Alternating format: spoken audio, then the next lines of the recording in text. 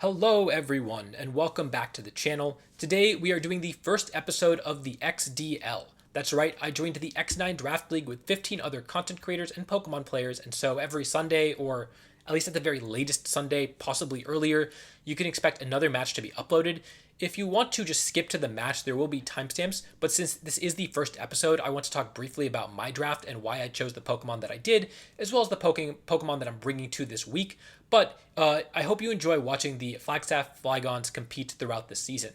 And so, I guess quickly, for those who aren't familiar with the way that draft leagues work, we each take turns picking Pokemon from a pool, and the Pokemon are grouped into tiers by strength. We are limited to a certain number of Pokemon per tier with a couple wildcard slots. And the format of the battles themselves are just VGC rules, VGC 2021. This is my first time doing a draft league myself, but I have a few really smart people helping me, and I really couldn't do it with them. So like big shout outs to all of them. I ended up really happy with my draft. I valued versatility very highly, and we got that with our first couple picks.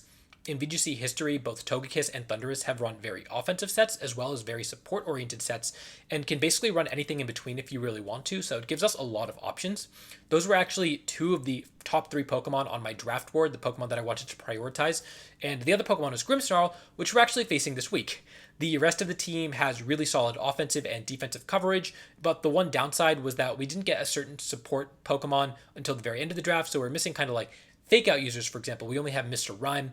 Our special attackers are pretty much limited to like Togekiss and Poltergeist and to some extent Thundurus, and maybe we bust out Zenmo Darmanitan once or twice. We were also just really low on fire types again, which is why we had Darmanitan as our main fire type.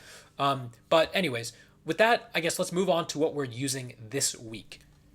So this week I'll be facing Colin, the TheBattleRoom hire. He is maybe the most accomplished player in the entire draft, although there are three players in this tournament who have top cut worlds, so like there's no real winning there.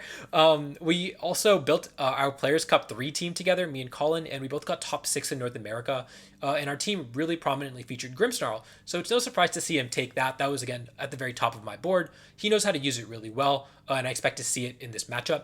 It's also got a lot of options, but I don't think he's going to bring the screen set, because there is a potential Scope Lens Togekiss on my team, and there's also a potential Screen Cleaner Mr. Rhyme if I really want to go that route.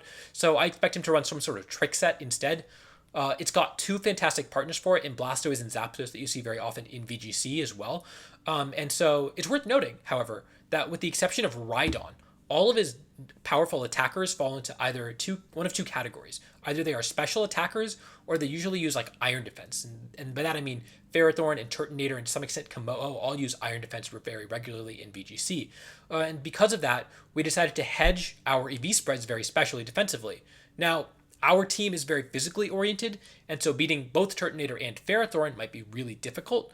But the biggest issue in testing for me this week was the Trick Room mode with Weakness Policy Rhydon. It was really hard to beat him if he managed to get Trick Room up without me having like already good positioning, switch in Rhydon, and just kind of power through my team. I don't have a ton of ground resists and rock resists.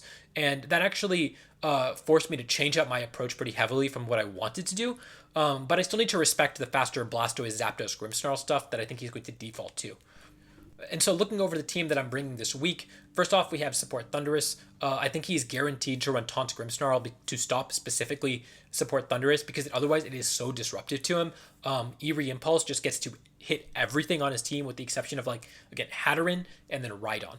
And of course, Rhydon does redirect the attacks, and so hitting Rhydon is another priority for me with my other Pokemon. But the Mental Herb is specifically to stop the taunt from Grimmsnarl.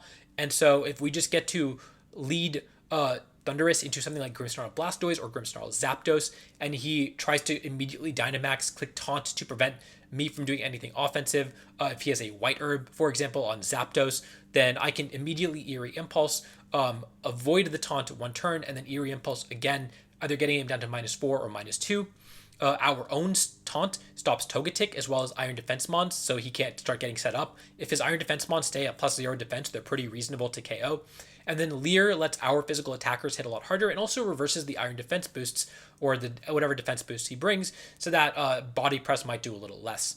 The spread seems a little weird, but it lets us outspeed max speed Blastoise, and the rest of it is all dumped in special bulk because that's where all the damage is coming from, except for Rhydon, which is, killing Thundurus anyways. And so Moving on to the 3 main attackers on our team. The first is Stakataka. I think this runs through his team if it's positioned correctly. We are running Life Orb with a Lonely Nature to get attack boosts, and once we get 1 attack boost, nothing is living attacks from this. Outside of like maybe Blastoise. Blastoise is the one big threat to this Pokemon. The other weird move is Heat Crash, and that's specifically to deal with Ferrothorn, which is the other Pokemon that we otherwise wouldn't be able to power through.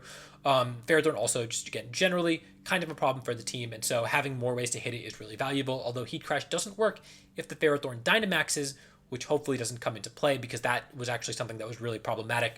The Ferrothorn clicking Steel Spike 3 times, I can't like taunt it, that sort of thing. That was really annoying in testing. But I do have to just like raw max the Stakataka, click max flare into it if that happens. And so the next Pokemon that is our attacker is my favorite one on this team. It is Poltergeist. It is very obvious what this thing does. It clicks Shell Smash and then it KOs things, and it does it really well. It actually has really good special bulk and a surprisingly high special attack stat, so it deals with this team really well. The EV spread lets it outspeed Nihilego at +1 when it's at +2. In case that comes up, I don't think it actually will come up, but there was very little reason to invest. There wasn't much value in investing in bulk when you definitely need to outspeed the Zapdos at +1. And then the other thing is that it does really struggle against Grimmsnarl. Obviously, Stakataka is a really good punish to that. The other main punish to Grimmsnarl is our third main attacker, which is Togekiss, and this is just like a scope lens set. It's getting crits, and if it gets crits, it will run through the team. If it doesn't get crits, it's still doing a pretty decent amount of damage.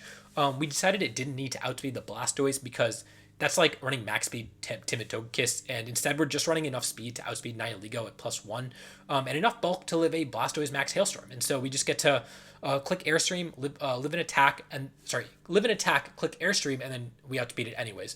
Obviously, it is important to endgame against body press users like Ferrothorn and Turtonator, and that's what Togekiss really excels at, because body press is doing very little to it. Ferrothorn is a little scarier because it can click Gyro Ball. Turtonator just loses to this, but Turtonator is obviously so threatening to like Urshifu that he might bring it anyways. And then the next Pokemon on the team is Tapu Bulu. This is really important because you might notice that we don't have any water resists, and Blastoise is really scary. Also, Rhydon is scary, and it pressures that really heavily. This is almost always going to come to every game. Just in testing, I needed it because Blastoise or Rhydon is coming to every game. The speed lets it outspeed Blastoise at +1, and the bulk lets it live a max Hailstorm from Life Orb Blastoise. And the Koba Berry is, of course, for Zapdos if it goes that way. Nihilego is obviously going to be a huge threat. If Nihilego gets an attack off, Sludge Bomb off into this thing, it is dying no matter what I do. Taunt is important for 2 reasons. Togetic is amazing, and we need to stop it. It just puts so much pressure on my team, and I can't outright KO it with basically anything. And also, we can taunt Grimmsnarl turn 1 after it tries to taunt Thundurus, giving us a lot of momentum. Snarl is because he's special, like on everything. Hornleech is stab, and Stone Edge is specifically because Stone Edge plus max Airstream from Togekiss KOs Togetic if one of those 2 moves gets a critical hit, and both of them have increased critical hit chances. Also, it hits Turtonator and Zapdos, which are just always good damage. Things to have damage on. And then finally, we have the Dusknoir. This is the Pokemon I don't expect to bring at all, but it does 1v1 every Body Press Mon because those things are a problem. Once again, Taunt stops Leech Seed Ferrothorn, and yes, I do have 3 Taunts on my team, and yes, I have 1 prep games because of it. Nightshade and Trick Room are both pretty self-explanatory, and Ally Switch is there because there really isn't a better 4th move, and it potentially lets me get an extra turn with my Sweeper, and that might be all that I need. It might let me get Trick Room up, it might let me get Shell Smash up. And the other reason this mod might be good is because of Frisk. We really don't know what the Grimmsnarl item is, and it might be useful to lead into Grimmsnarl, but it really is just there to disincentivize bringing Body Press Pokemon, and it looks pretty. And so that's this week's squad. Hopefully things go well. I still have to wait a little bit before we play, but I guess hopefully you'll find out how it goes right now. So, yeah, I mean, we're getting right into the battle.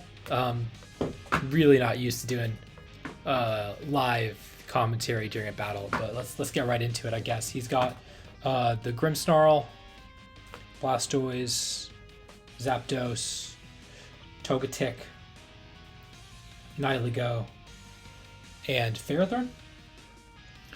So the fear of the Rhydon lead isn't there, the Rhydon in the back isn't there, the Hatterene isn't there, that's really good. I just get to do like my normal stuff into this. The Ferrothorn's obviously honestly Turtonator would have been scarier, I think, because I prepped for Ferrothorn. I have a lot of moves to deal with Ferrothorn. The Nihiligo is good because it loses the stack attacker, and we're going to lean into the stack attacker really hard. Yeah, okay, so the lead that we defaulted to, I think, can either go Togekiss Poltergeist game 1 and try to power through that way, or I can go Thunderous Bulu. And I think it's going to be Thunderous Bulu game 1, and then we'll pivot to Poltergeist game 2. Need the Togekiss, and in this mode we're going Stack Attacker because it's a Trick Room. It cleans up really well.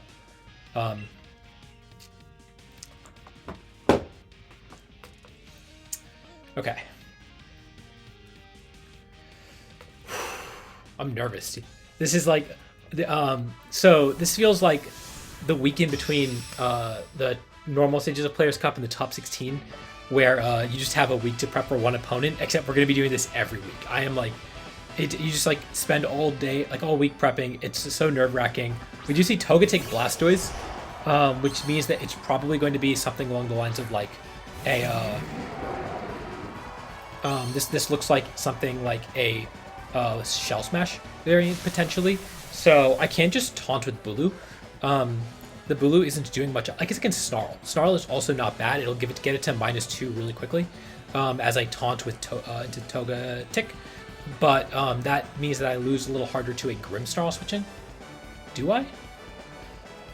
Maybe not, right? Like Grimmsnarl switch-in still is fine because then I get to taunt the Grimmsnarl next turn and Eerie Impulse. So taunt Snarl. The alternative is Leer to guarantee that I get the KO. I think I like Leer better actually.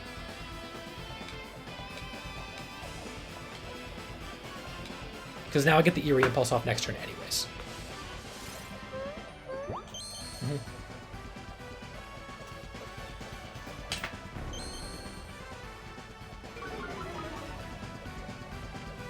And I guess we'll see if it's Shell Smash or not. But this like, oh, it is. Oh, perfect. Yeah. So now it takes the Shell Smash, but it is going down to -2. We get the taunt off, we get the Eerie Impulse off, and we are suddenly in absolutely great shape. And there's no way that he can stop the.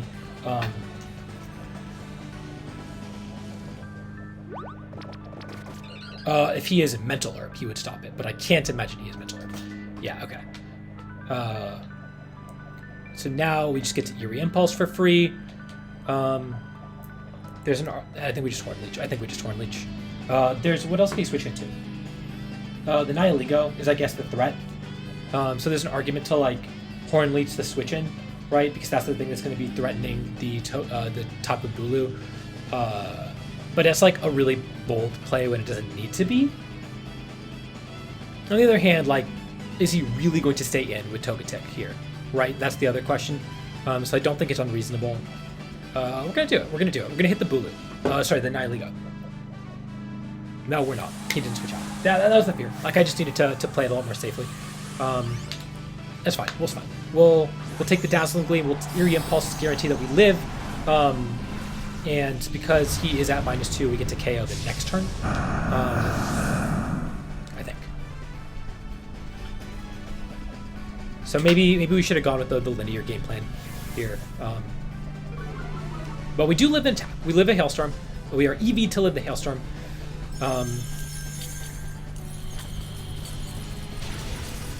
Ooh, we took it way better than I thought we would too. So that's definitely not like Life Orb. I think we were EV to live the Life Orb Hailstorm.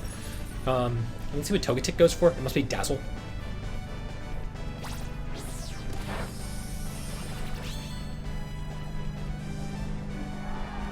Okay. So there's some HP back, and he didn't go for the, yeah, okay, Dazzle.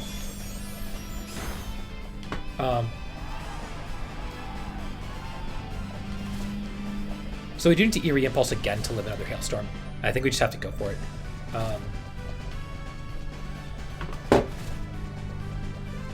We took, what, 60 from that? Like, we should live a second one.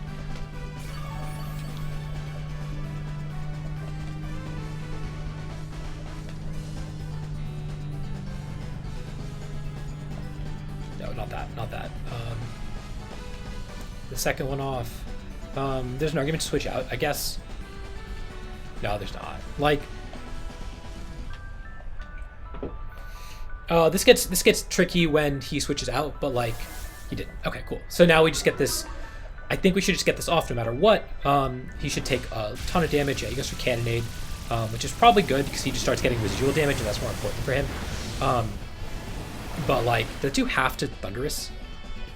Oh, wow, that did a lot more Thunderous than I wanted to. This might KO. Nice, that KO's outright. Very good, very good. Oh, I crit. Okay, so I don't know if it KO's outright normally. He was at -1 defense, I think. That's what Shell Smash does. And Bulu gets a lot of health back, which is really good. And now we're just, like, continuing to disrupt, right? We have a Eerie Impulse pressure. We have, like, Stone Edge pressure. Stone Edge might just outright KO. Oh, Bulu's at full. Oh, beautiful. It's not a full anymore because it's going to take a lot of damage from the thing. What I really like to do, so if it's like,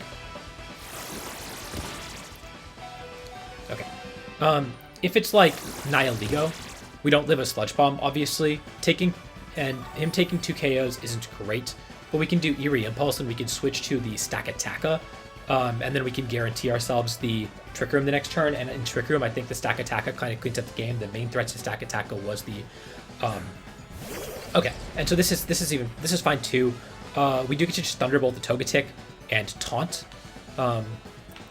We can also just Stone Edge the Togetic, which should just KO it outright.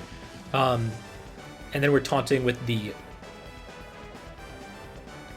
I guess it doesn't really matter. Stone Edge would hit the switch-ins a little harder, but revealing Taunt means that we've revealed both moves. Thunderbolt also just doesn't do enough. Yeah, the Thunderbolt doesn't do enough. So we will taunt. We just don't want the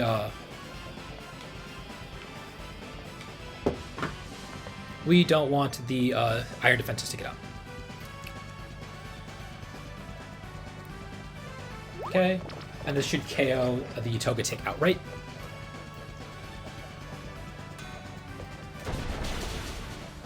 Cool, very good.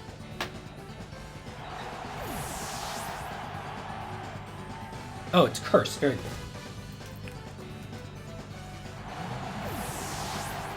Okay, down goes that one. So Dazzle and Follow Me. It has to be Eviolite. So this is my, like, again, not really used to doing this on stream, but I might be one of the few players in this league who isn't a streamer.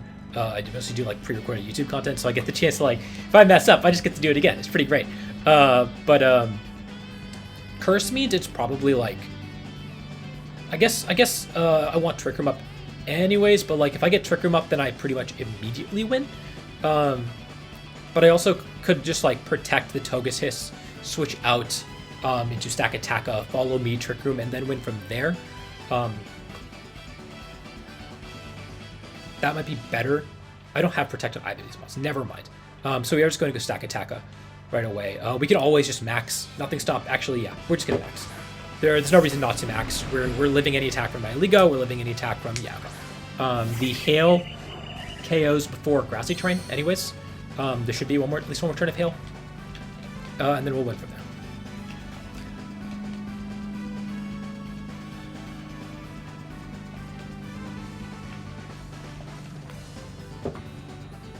And the Ferrothorn just doesn't do enough, especially once we get a Steel Spike off. So there's the Nihilego.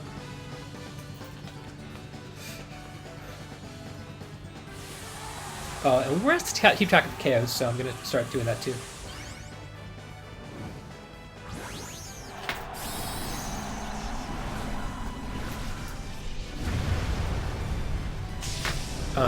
So my note-taking is kind of sporadic normally when I'm playing. I like just keep track of which Pokemon Dynamax, which Pokemon they brought, and the order they brought them in, and the moves and items. And so I don't like necessarily keep track of what I did personally, which sometimes if I forget what I've done, then it's obviously really bad. But normally that doesn't happen for just like obvious reasons. But now I have to keep track of like which Pokemon are taking which KOs. Body Press did a decent chunk there. That's kind of scary. Obviously I do have Steel Spike, and then I do have Togekiss in the back that's gonna have Heat Wave that will take care of it. So like. I need really bad luck, and that is Sash Nihilego. Okay. So that is something that I did see in testing. I dealt with it because I had Shadow Sneak Dusknoir at the time, and now I don't have Shadow Sneak Dusknoir. So it might be a little more difficult to deal with. But we do see Sludge Bomb. So there's no Meteor Beam. Also really good because it means it can't outright KO like Thunderous, for example. And then Body Press, right. And then we just see leftovers, I believe. I should probably have paid a little more attention to that.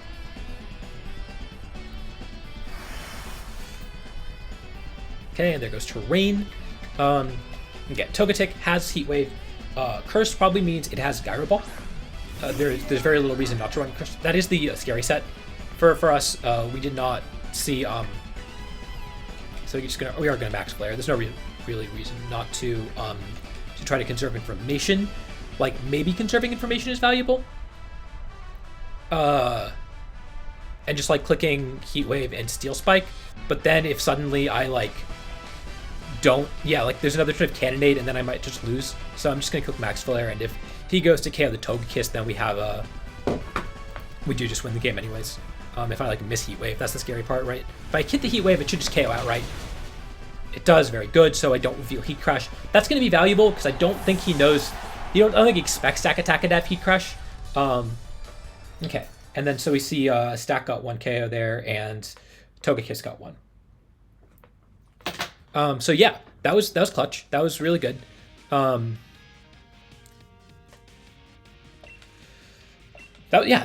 worked about as well as I could have hoped. He didn't really respect the Eerie Impulse from Thundurus. I was a little surprised. Like, obviously, well, you know what, Thundurus, he kind of expected Thundurus to have Taunt. You know, like Taunt is not that surprising. So he just kind of played right into it. I was a little surprised by that. He could have like switched out. He didn't bring Grimmsnarl. Actually, that probably is more important. But like even just hard switching to Nihilego would have exerted a lot of pressure, and I think he's going to try to do that a little more proactively this game. Nihilego is Focus Sash, so it might be there to like reverse Trick Room, for example. So the question is, do I go Poltergeist this game? Because Poltergeist is really fun. It does a lot of really good stuff. But if I think he's leading Nihilego, I probably don't want to. He could also just go Grimmzap, and I think he might, because I haven't revealed Mental Herb. That's actually a huge advantage for me, that he doesn't know that I'm Mental Herb. I could very feasibly just do the same thing and kind of power through in very similar ways, because there aren't really great responses to it, right? Like, I'm going to get my Eerie Impulse off. I'm going to really punish whatever he Dynamaxes early game. And his specific composition of the team, because it doesn't look like it was Yawn Blastoise, doesn't really have great ways to play defensively, other than like maybe Ferrothorn in the lead, which is a little awkward. So I'm going to try to do the same thing, and if it works, it works, and if it doesn't, I'll have to go Poltergeist game 3. I don't really want to risk that. I have to risk it next game. I have to. If we go to game 3, I have to bring Poltergeist. It's so much fun. It's just such a, like, again, I think I said this in the preview. I didn't win a single game in testing when I got to bring Poltergeist. It was real bad, but we're gonna do it in practice. I hope, really hope so. And to be fair, those games in testing, I didn't play as precisely as I could have, and also I didn't have a White Herb on it. Okay, so here we go. There are now 2 things that immediately punish the Thundurus. That's pretty good for him.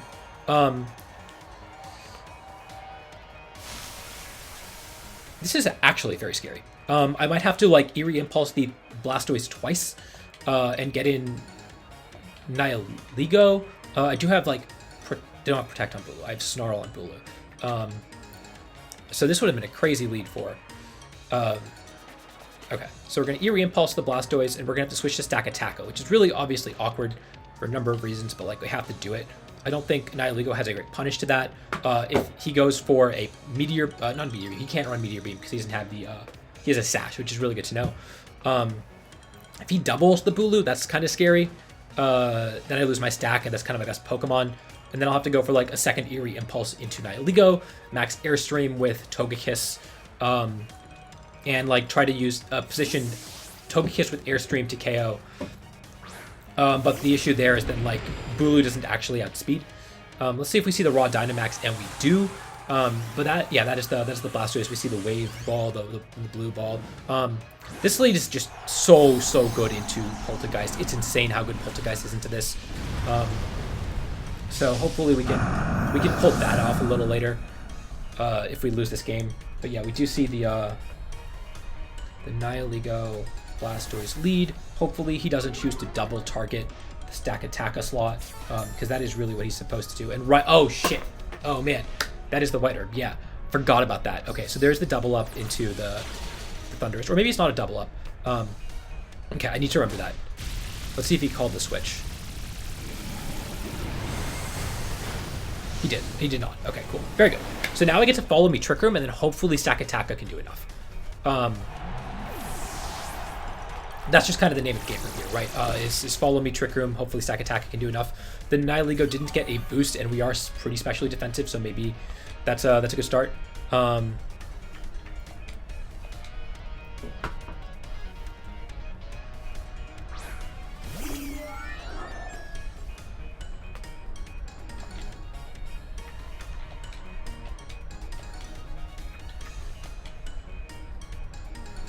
Yeah, the Nihiligo being Sash is actually very annoying.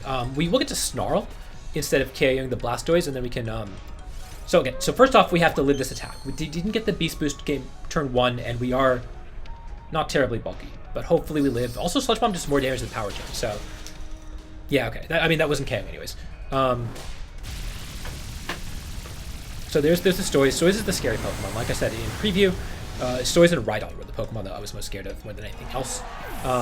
So now it is up to Stakataka to like basically 4v1, but it can do that. It has done that in testing. I fully believe it can do that again.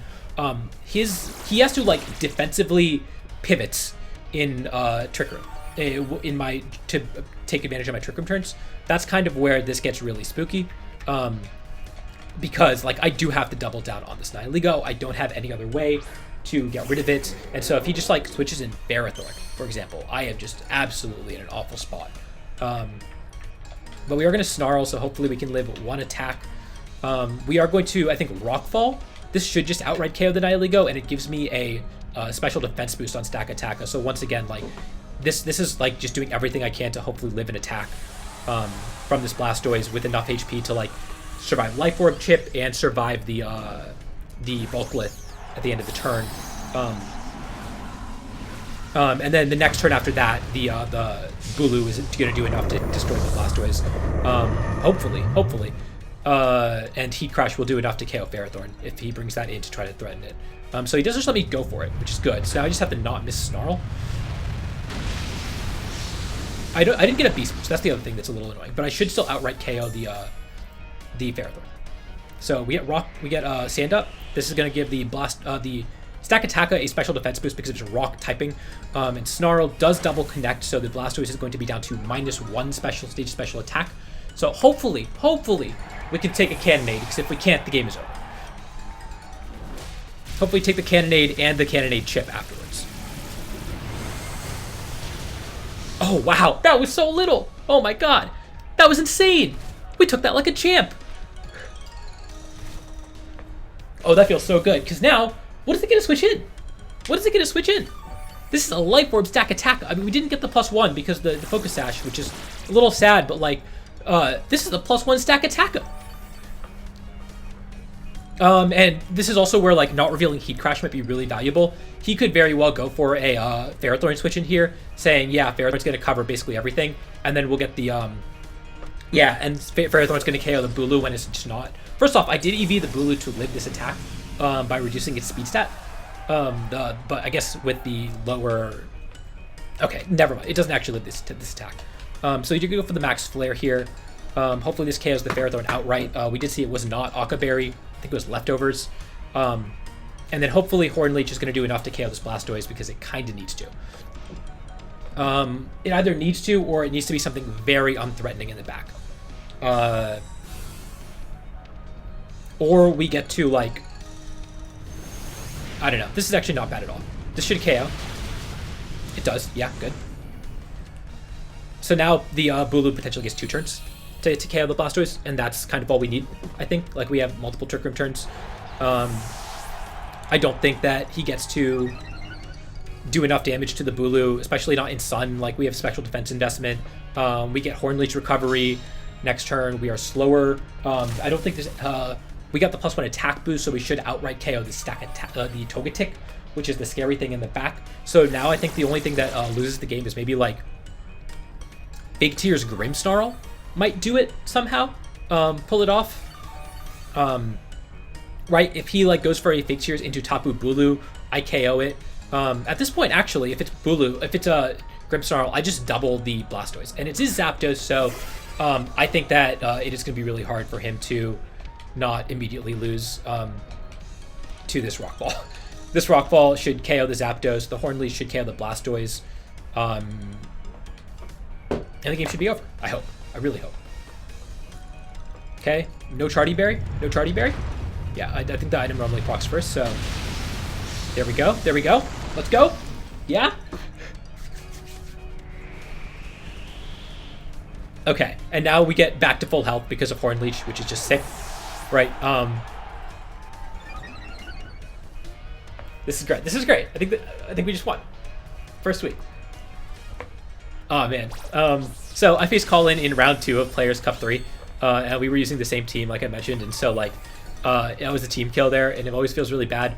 It was really sad to see that I had to face Colin in round 1 when we're friends, and like we had a lot of the same draft plans. We were talking about that right after the draft. Like we both wanted the same Pokemon in like Bulu, Blastoise, Grimmsnarl, and so it's a little sad that I had to face him right away, but it is always good to have a battle because he's such a good player. It's always good to have a battle with him, and you know, I'm so glad that we prepped as hard as we did because it paid off. We just had really robust game plans, ways to cover for everything, and yeah, it just worked out really well. So I'm really happy with how that went. Thank you all for watching, and I hope to see you next week. I don't know who we're facing off the top of my head, but I hope to see you next Sunday and every Sunday for the next 10-15 weeks as we do this draft journey and kind of learn and grow together. Till next time, see you all later.